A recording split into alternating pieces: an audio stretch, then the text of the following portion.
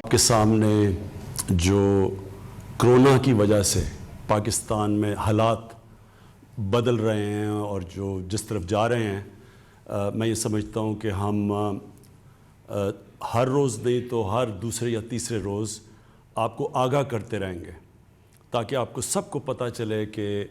Government کیا کوشش کر رہی ہے، عوام سے ہم نے کیا امید لگائی ہوئی ہے، کیوں کئی قدم جو اٹھا رہے ہیں اس کے پیچھے کیا وجہ ہے، دنیا کے اندر کرونا کی کیا حالات ہیں، اور یہ اس لیے ضروری ہے کہ جب اس طرح کا سچویشن جو کرونا کی وجہ سے ڈیولپ ہوا ہے، یہ سچویشن اس کی کوئی مثال پہلے نہیں ملتی، تو اس کی وجہ سے کئی ایسی چیزیں ہو رہی ہیں جس کی کبھی بھی کسی حکومت نے تیاری نہیں کی ہوئی تھی۔ تو سب سے پہلے تو میں آپ سب کو مبارک دیتا ہوں، اپنی قوم کو مبارک دیتا ہوں کہ اور اللہ کا خاص طور پہ اللہ کا شکر ادا کرتا ہوں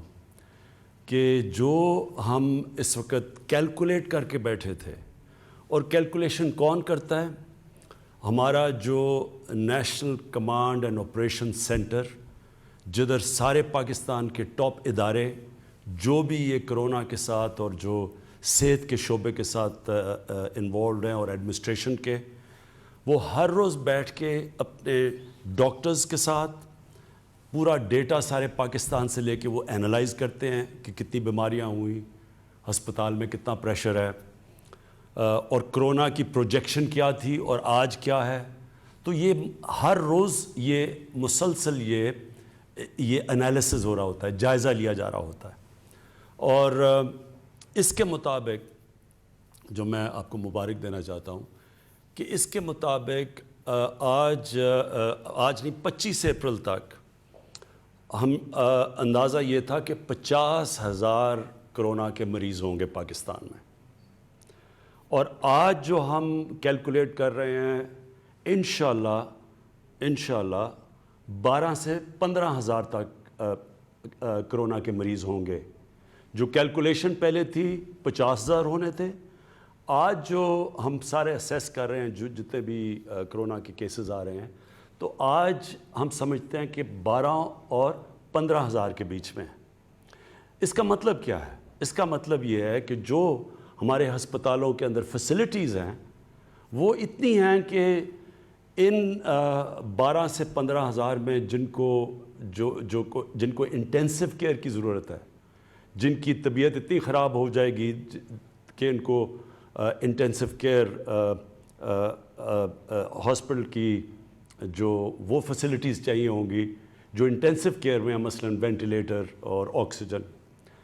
تو اب تک ہمارے پاس جتنے مریض آ رہے ہیں اور جو ہمارے پاس فیسلٹیز ہیں، انشاءاللہ اس ریٹ کے اوپر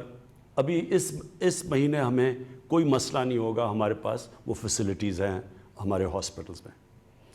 لیکن جو ہم آگے دیکھ رہے ہیں کرونا کے کیسز بڑھیں گے، آپ جس طرح ساری دنیا میں دیکھ رہے ہیں کیسز بڑھ رہے ہیں، کئی سلو ڈاؤن ہو بھی رہے ہیں پھر بھی بڑھ رہے ہیں کیسز، تو ہم یہ اندازہ لگا رہے ہیں کہ ہمیں جو مشکل پڑے گی وہ پڑے گی مئی کے 15 سے لے کے مئی کے 20 یا 25 تاریخ تک۔ ہم سمجھتے ہیں کہ ہمارے ہاسپٹلز کے اوپر پریشر زیادہ پڑے گا۔ جو پریشر 25 اپریل میں پڑنا تھا وہ اب چلا گیا آگے 15 اور 20 مئی تک، اور اس تک ہم پوری تیاری کر رہے ہیں۔ ہماری این ڈی اے میں دنیا سے ابھی بھی ہر روز کانٹیکٹ پہ ہیں، وینٹیلیٹرز کے اوپر جو بھی چیزیں ہمیں ضرورت ہے اس کے اوپر تیاری پوری کر رہے ہیں۔ لیکن میں ابھی بھی آپ کو کہوں کہ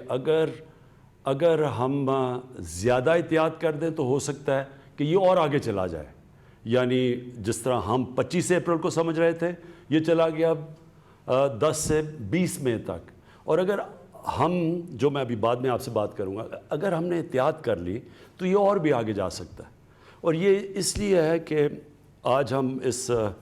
خوش قسمت کنڈیشن میں اس لیے، اور خوش قسمت اس لیے میں کہہ رہا ہوں کہ آپ دنیا میں اور ملکوں کا حال دیکھیں اس وقت کہ کس طرح ہزار 800 دن میں لوگ مر رہے ہیں وہاں، تو اس کے مقابلے میں یہ کہہ رہا ہوں کہ ان کا جب موازنہ کیا جائے تو ہمارے حالات بہت بہتر ہیں۔ تو اور میں یہ اس لیے بھی ہیں کہ جب 26 کرونا کے کیسز تھے پاکستان میں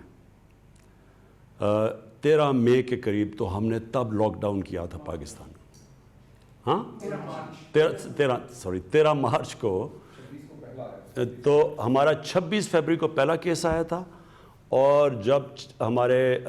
26 کیسز ہوئے تو 13 مارچ کو ہم نے اپنا لاک ڈاؤن شروع کیا تھا۔ اور اس لاک ڈاؤن کے بعد مختلف کئی صوبوں نے، سندھ نے زیادہ کیا لاک ڈاؤن، باقی صوبوں نے کم کیا، لیکن اللہ کا کرم یہ ہے کہ ہمارے جو بھی ہم نے قدم اٹھائے، ہم نے جب زائرین بھی آئے تو ان کو کوارنٹین کیا، ان سے پھیلا نہیں، تو اور اس سے پہلے ہم نے کوئی 8 لاکھ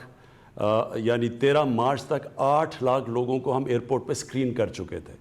تو اللہ کا شکر ہے۔ اور پھر چائنا سے بڑا پریشر تھا کہ ہمارے جو اسٹوڈنٹس تھے ووہان میں، جو شہر میں جدھر کرونا شروع ہوا،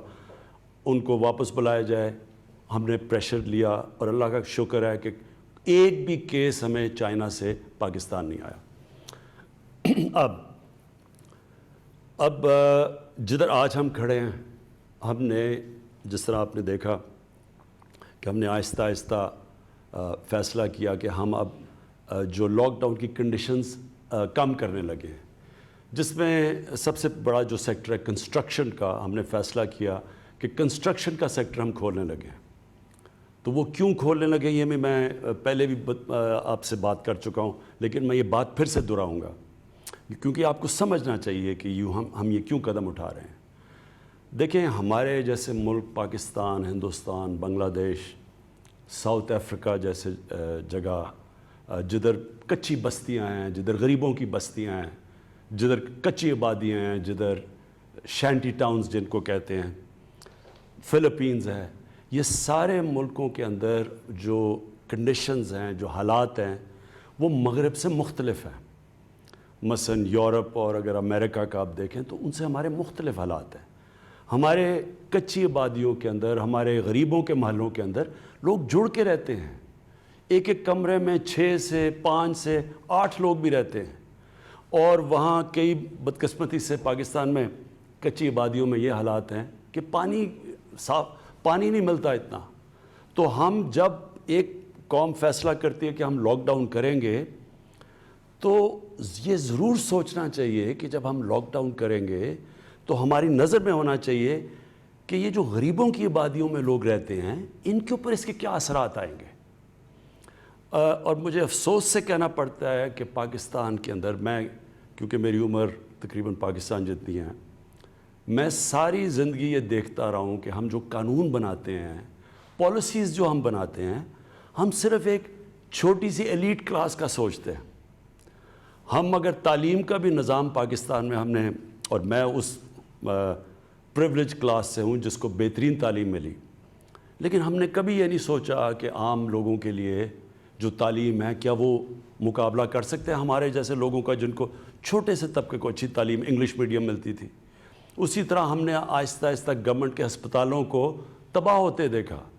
غریب لوگوں کے لیے گورنمنٹ ہاسپٹل اور امیروں کے لیے پرائیویٹ ہاسپٹلز، اور جو سپر رچ تھے ان کے لیے لنڈن کے اندر علاج کروانا۔ یہ ایک طبقاتی نظام پاکستان میں ڈیولپ ہوا۔ طاقتور اگر عدالت میں جاتا ہے، اس کے پاس بڑے بڑے وکیل ہوتے ہیں، وہ جو مرضی ڈاکے مارے وہ بچ جاتا ہے، جیلوں میں غریب بھرے ہوئے ہیں۔ یہ جو ہماری مائنڈ سیٹ ہے، جب ہم لاک ڈاؤن کرتے ہیں، ہمیں یہ اور سوچا نہیں۔ 18 امینڈمنٹ کے بعد صوبوں کے پاس اختیارات ہیں، وہ اپنے فیصلے کر سکتے ہیں۔ تو جس طرح فیصلے کیے گئے، میں اپنی طرف سے کہتا ہوں کہ میں پہلے دن سے کہہ رہا تھا کہ جب ہم فیصلے کرتے ہیں تو کیا ہم سوچ رہے ہیں کہ ہمارے جو غریب لوگ ہیں ان کا کیا بنے گا۔ اور جو ہم نے فیصلے کیے، اب مجھے جو سب سے زیادہ خطرہ یہ کرونا کا نہیں ہے اس وقت۔ میں ایز پرائم منسٹر پاکستان یہ کہتا ہوں کہ مجھے سب سے زیادہ خطرہ یہ ہے کہ لاک ڈاؤن کی وجہ سے جو ہمارا کمزور طبقہ ہے، غریب طبقہ ہے، اس کے کیا حالات ہیں، اور مجھے خطرہ ہے اس کا۔ کیونکہ میں سیدھی بات کرتا ہوں، آپ اگر امریکہ میں دیکھیں، انگلینڈ میں جدھر میں نے بہت ٹائم گزارا ہوا ہے،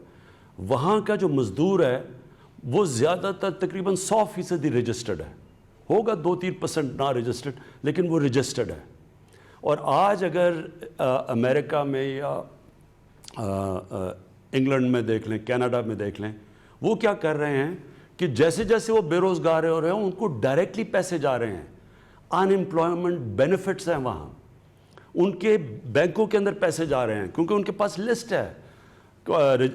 ان کی مزدوروں کی۔ تو جو بھی مزدور اپلائی کرتا ہے کہ جی میں بے روزگار ہو گیا ہوں، وہ پھر گورنمنٹ اس کو پیسے دے رہی ہے، ان کے پاس ریکارڈ ہے۔ ہمارے 75 سے 80% جو مریض ہے وہ انفارمل سیکٹر میں ہے، اس کی ہمارے پاس کوئی ریکارڈ ہی نہیں ہے۔ تو جب یہ ہوتا ہے تو گورنمنٹ کیسے اس کی مدد کرے؟ ہمیں کیسے پتہ ہے کہ ہم ان کے کیسے مدد کریں؟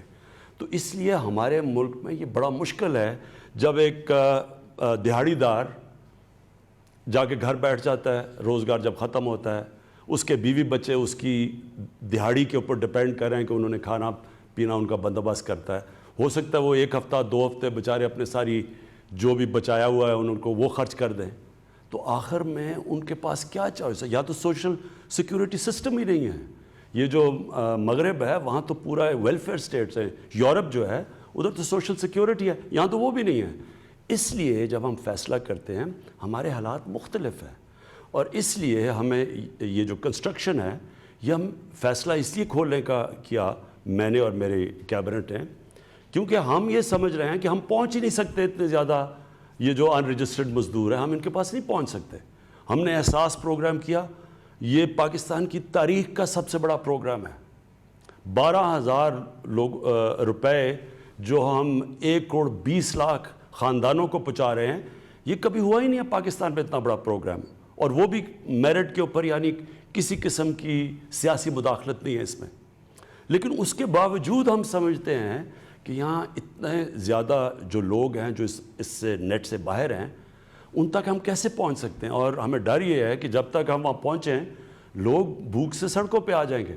اور اگر لوگ بھوک سے سڑکوں پہ آ جائیں گے تو سارا لاک ڈاؤن کا مقصد ہی فیل ہو جائے گا، کیونکہ لاک ڈاؤن کا تو مقصد یہ ہے کہ لوگوں کو آپس میں فاصلے رہیں۔ تو اس لیے ہم نے کنسٹرکشن کا شروع کیا، اور میں کنسٹرکشن کی صرف ایک اور بات کرنا چاہتا ہوں۔ ہم نے کہا کہ جو بھی جس کے پاس پیسہ ہے، چاہے وہ فارمل اکانومی ہے انفارمل اکانومی ہے، ڈکلیئرڈ ہے یا نہیں ڈکلیئرڈ، ہم نے ساروں کو دعوت دی آپ اس میں آ جائیں۔ اب اس پہ میں دیکھ رہا تھا لوگوں نے شور مچایا، جی دیکھیں یہ کیا ہوا، آپ نے پھر سے ایک ایمنسٹی اسکیم دے دی۔ یہ ایمنسٹی کی بات نہیں ہے، میں آپ کو سیدھی بتا رہا ہوں کہ امریکہ کا 30 کروڑ ان کی عوام ہے، اور انہوں نے 2,000 ارب ڈالر کا اسٹیمولس پیکج دیا۔ پاکستان کی 22 کروڑ عوام کا سارا اسٹیمولس پیکج ہے 8 ارب ڈالر۔ اب ہمارے پاس تو وہ وسائل نہیں ہیں جو امریکہ کے پاس ہے، یا جو جرمنی کے پاس ہے، یا جاپان کے پاس ہے، اٹلی کے پاس ہے۔ لہٰذا ہم نے تو جو بھی پاکستانیوں کا پیسہ ہے اس ساروں کو اندر کھینچنا ہے تاکہ ہم اس وقت اپنے لوگوں کو ریلیف دے سکیں۔ تو اس لیے ہم نے کنسٹرکشن میں سب کو کہا ہے کہ آپ شرکت کریں تاکہ ہماری اکانومی چلے، تاکہ لوگوں کو روزگار ملے، تاکہ لوگ بھوک سے بچیں۔ اس کے علاوہ میں میری ٹیم بیٹھی ہے، ان سے میں ابھی بار بار ان سے آپ جو بھی ڈیولپمنٹس ہیں میں آپ کو باری باری یہ آپ کو آگاہ کریں گے۔ لیکن اس سے پہلے میں 2 اور چیزیں کہنا چاہتا ہوں۔ میں صرف اپنی پولیس سے کہنا چاہتا ہوں، دیکھیں یہ میں نے 2-3 سوشل میڈیا پہ چیزیں دیکھی ہیں کہ لاک ڈاؤن جو لوگ توڑ رہے ہیں ان کو ڈنڈے مارے جا رہے ہیں۔ میں اپنی پولیس سے کہنا چاہتا ہوں کہ مجھے پتہ ہے کہ آپ کے اوپر پریشر ہے کہ لاک ڈاؤن مینٹین رکھیں، لیکن دیکھیں یہ لاک ڈاؤن ڈنڈے سے مینٹین نہیں ہوگا۔ یہ لاک ڈاؤن تب کامیاب ہوگا جب ہمارے شہری خود سمجھیں گے کہ ان کی ذمہ داری ہے، کیونکہ ان کے بھلے کے لیے ہے، یہ ساری قوم کے لیے ہے۔ کیونکہ اگر کرونا پھیلتا ہے تو ہم جانتے ہیں کہ اس کے ڈائریکٹ اثرات بیماری سے اور انڈائریکٹ لاک ڈاؤن سے ساری قوم کو اثر ہوتا ہے، خاص طور پہ ہمارے غریب لوگوں کو۔ اس لیے ان کو سمجھائیں۔ میں جو بھی پاکستان کے اوپینین میکرز ہیں، ہمارے جو آرٹسٹ ہیں، جو ہمارے کالمنسٹ ہیں, جو ہمارے ٹی وی پہ اینکرز ہیں, جو ہمارے علماء ہیں, میں سب کو آپ کو کہتا ہوں کہ آپ سب کا کام ہے کہ عوام کو بتائیں کہ یہ ہم سب کے بھلے کے لیے ہے کہ اگر یہ ہمارا لاک ڈاؤن کامیاب ہوتا ہے, جتنی جلدی کامیاب ہوتا ہے اتنی جلدی ہم واپس اپنے کاروبار کھڑے کر سکتے ہیں, ملک نارم پہ جا سکتا ہے. تو اس لیے بجائے ان کو مارنے کے, کیونکہ ڈنڈے سے یہ نہیں ہونے لگا, ساری دنیا میں اب سامنے آ رہا ہے, بنگلہ دیش میں, فلپینز میں, ساؤتھ افریقہ میں, ہندوستان میں بھی آپ دیکھ لیں, کوئی بھی ڈنڈے سے یہ لاک ڈاؤن 1-2 ہفتے تو شاید کامیاب ہو جائیں, اس کے بعد نہیں ہو سکتے. تو اس لیے ان کو اپنا سمجھیں, ان کو سمجھائیں لوگوں کو, اور لوگوں کو ہم سارے سمجھاتے رہیں گے کہ یہ آپ سب کے بھلے کے لیے. اس کے بعد رمضان آ رہی ہے, اور ہماری مسجدوں کے اندر لوگ عبادت کرنا چاہتے ہیں. ہم سب جانتے ہیں کہ رمضان میں ہم سب مسجدوں میں جاتے ہیں, اور ہم چاہتے ہیں کہ وہ ٹائم ہے عبادت کا. ڈاکٹر الوی جو پریزیڈنٹ ہیں, انہوں نے علماء سے آج میٹنگ کی ہے, اس کے اندر کئی چیزیں طے ہو گئی ہیں. مجھے بڑی خوشی ہوئی اس چیز کی, اور میں آج اپیل کروں گا جو بھی امام مسجد ہیں کہ آپ پلیز یہ جو طے شدہ چیزیں ہیں کہ کیا آپ نے پریکاشنز لینی ہیں, کیا آپ نے قدم اٹھانے ہیں کہ لوگ مسجد میں بھی جا سکیں اور کرونا سے بھی بچ سکیں, کہ سوشل ڈسٹنسنگ یعنی فاصلے رکھنے ہیں,